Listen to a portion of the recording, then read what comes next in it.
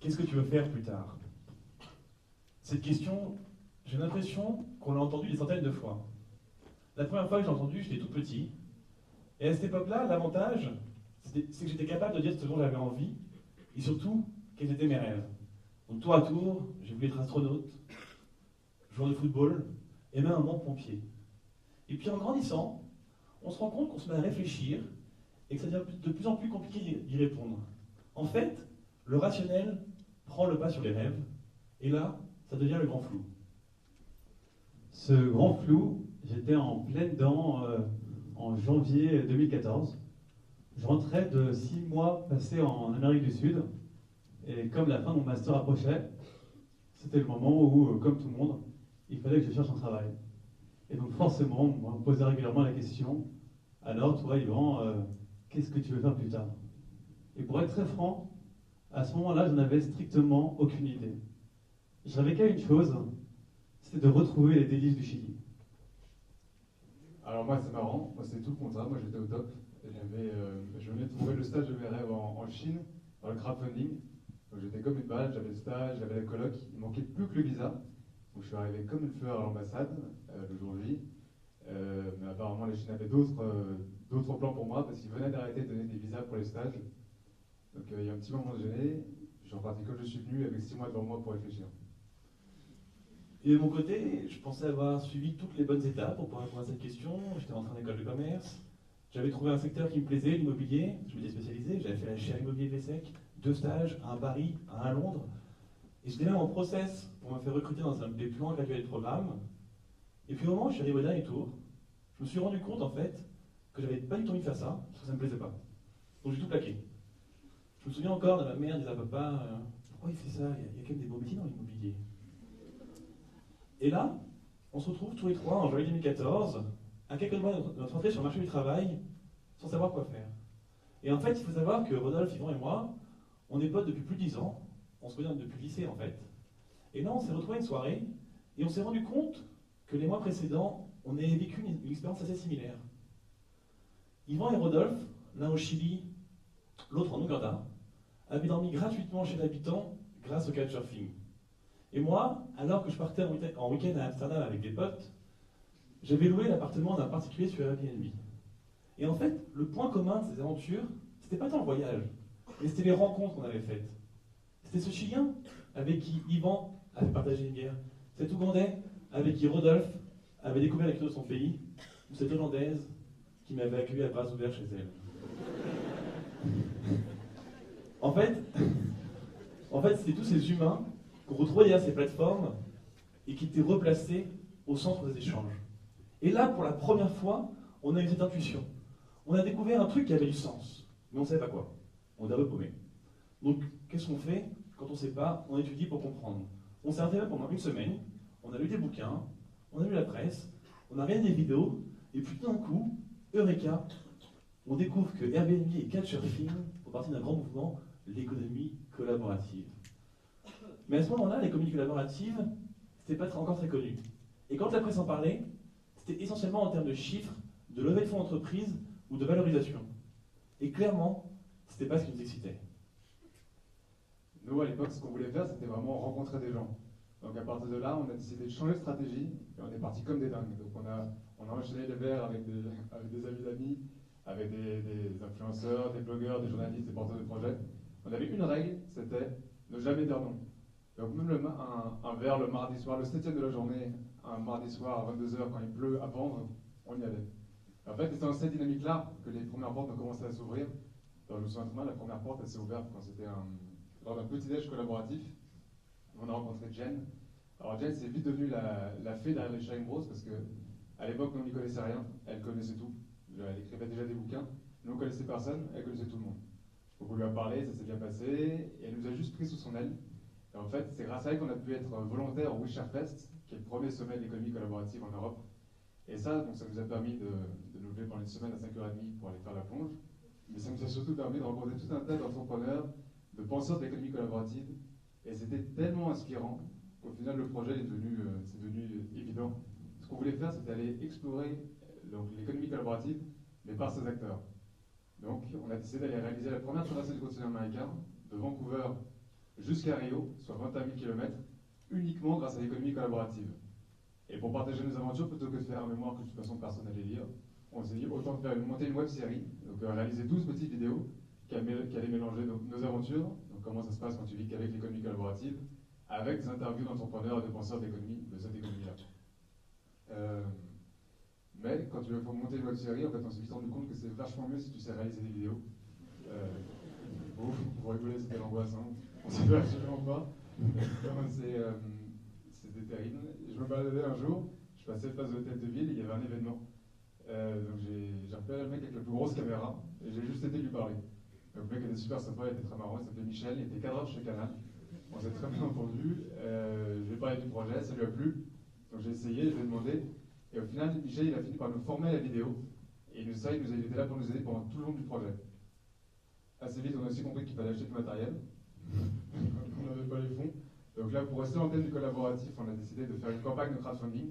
Donc très concrètement, on a été sur le site de Ulule, qui est un site de financement participatif. On a fait une petite description du projet. C'était un truc bien académique, bien relou, thèse, antithèse, synthèse. C'était assommant. Heureusement, on a eu la présence d'esprit de l'envoyer à notre pote Anouk, qui était consultant de communication, qui a complètement tout retapé. Et heureusement, c'était devenu lisible et sympa. Mais aussi, elle avait réussi à bien expliquer en fait, la mission qu'on s'était donnée et la démarche dans laquelle on était. Et ça a été crucial pour fédérer une communauté autour du projet et pour vraiment donc, inspirer les gens pour qu'ils se mobilisent. Et à partir de là, en fait, les gens ont commencé à nous contacter directement pour nous aider. Je prends l'exemple de Charlotte qui nous a contactés, qui nous a dit écoutez les gars, moi j'ai pas d'argent, mais je sais coder. Donc elle a codé gratuitement notre site. Donc ça, c'était une super nouvelle entre nous parce qu'on était à 2 semaines du voyage et on n'avait pas de site. Voilà, donc je vous ai parlé de Jen, je vous ai parlé d'Anouk, je pourrais vous parler de Claire, de Florence. On pourrait en parler pendant 2 heures, je ne vais pas le faire parce que vous avez déjà 3 talks qui sont passés. Mais dans l'idée, je pense que vous commencez à se l'idée un peu. En fait, les Chiens c'était une armée. Et si on a réussi à mobiliser autant de personnes autour du projet, c'est parce qu'on croyait en ce qu'on faisait et qu'on se donnait à fond. Et 2, c'est parce qu'on a osé demander en fait.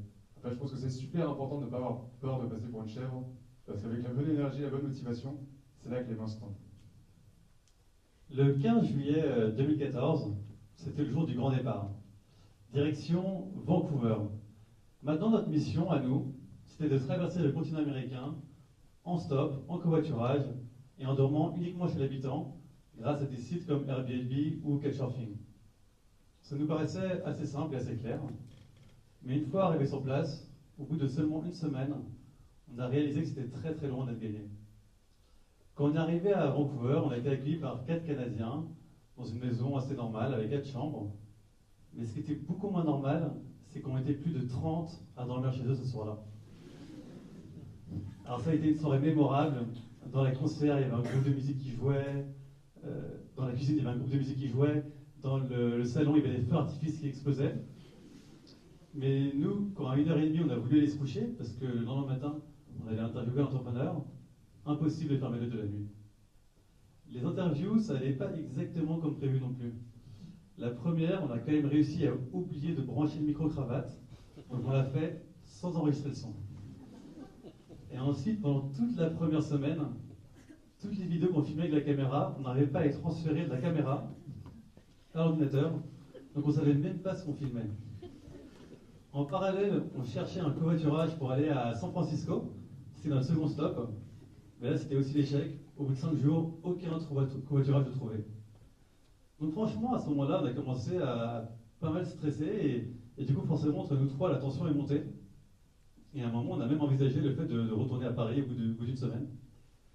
Et il fallait absolument qu'on trouve un moyen de mieux communiquer. Il fallait qu'on arrive à se parler. Et quand on est 3 mecs très pudiques comme nous, c'est pas évident. Alors il nous fallait une béquille, un rituel sur lequel on pouvait s'appuyer. Et ces rituels, ça a été la bougie. La bougie, c'est un concept super simple, mais qui a vraiment changé notre voyage. On se réunissait tous les 3 autour d'une bonne bouffe, pour se faire plaisir d'abord. Et après, chacun à son tour, on prend un totem de parole. Alors ça peut être une bougie ou une bouteille de ketchup en fonction du pays. Et on va commencer par dire les merci. Là, le but, c'est vraiment de prendre conscience de ce qui se passe bien, de détendre l'atmosphère et de se faire plaisir. Ensuite, on aborde les problèmes. Là, ça devient un peu plus sensible. Et donc c'est super important de ne pas être dans une position d'accusation en disant Mathieu, tu m'as saoulé hier, mais au contraire de rattacher un ressenti personnel à un événement précis. Donc ça peut être Mathieu, quand tu as fait ça hier, ça m'a fait de la peine, ou ça m'a blessé, je me suis senti un peu humilié. Il faut arriver à vraiment se dévoiler. Et quand vous arrivez à faire ça, quand votre meilleur pote se dévoile à vous, vous n'avez pas envie de l'engueuler, vous avez envie de l'aider, et donc c'est un cercle très vertueux. Chacun arrive à vraiment dire ce qu'il a sur le fond du cœur. Là, une fois qu'on a compris ce qui se passait pas bien, on arrive à la troisième partie, c'est trouver les améliorations. Alors ça peut être des règles très simples, comme quand il y en a deux qui s'engueulent, le troisième ne prend jamais parti. Mais ça peut aussi être des efforts qu'on va faire pour s'adapter à l'autre. Rodolphe, par exemple, on a compris qu'après une bonne journée de travail, ce qui lui fait vraiment plaisir, c'est de se poser avec sa guitare, tout seul, et jouer de la musique. Et à ce moment-là, il ne faut surtout pas que Mathieu et moi, on aille voir en lui faisant des blagues lourdes, ça sert strictement à rien. Et grâce à ce petit système, la bougie, tout simple, mais super efficace, on le faisait toutes les 3 semaines environ, le projet a vraiment déroulé. En 7 mois, on aura réussi à parcourir l'équivalent de 22 fois la France, sans jamais prendre un bus, ni un train. Toutes nos nuits, on les a passées chez l'habitant, et quand c'était pas possible, on allait toquer chez l'habitant, et quand même ça marchait pas, on préférait dormir dans la rue que d'aller dans un hôtel ou une auberge de jeunesse. Du coup, on a vécu des moments incroyables.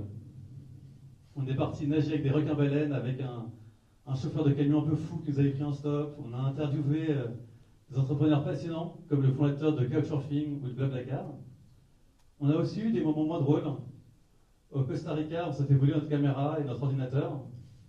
Et au Mexique, on a réussi à se retrouver en faisant du stop dans un camion volé, à un barrage policier, alors que le papier n'était pas en règle. Et donc on est parti en courant. Et on a fini par passer la nuit dehors sur le bord de l'autoroute, c'était un peu la misère. Mais tous ces moments, à chaque fois, on a pu les passer ensemble. Et ça, c'était vraiment parce qu'on avait appris à communiquer. Et ça, c'était pour moi le plus bel apprentissage de ces 6 mois. Et voilà. Non. Non. Pour nous, clairement, les Sharing Bros, ça a été de loin l'aventure de notre vie. Déjà, premièrement, parce qu'on a réussi à faire quelque chose qui n'avait jamais été fait auparavant. On était quand même un peu fiers. Mais surtout parce qu'on est parti au départ de cette toute petite intuition. Et en fait, en se donnant à fond, en se donnant à 200%, on a réussi à aller au bout de notre aventure. Et pour moi, c'est ça le plus dingue. Parce qu'à cette époque-là, c'était des moments où on était un peu au fond, on était complètement perdus. On ne savait pas où on allait. On a décidé de prendre des chemins de traverse et de sortir complètement des sentiers battus. Et pendant longtemps, on a cru qu'on allait se perdre beaucoup plus. Mais en fait, grâce au Sharing Bros, on a justement retrouvé cette âme d'enfant qui nous a permis de vivre nos rêves à fond et aujourd'hui d'être complètement épanouis. Ce qui est vrai, c'est que si aujourd'hui on n'est pas capable de vous dire ce qu'on aura envie de faire dans 10 ou 20 ans, il y a une chose qui est sûre, c'est que maintenant on connaît le chemin pour y arriver. Merci beaucoup.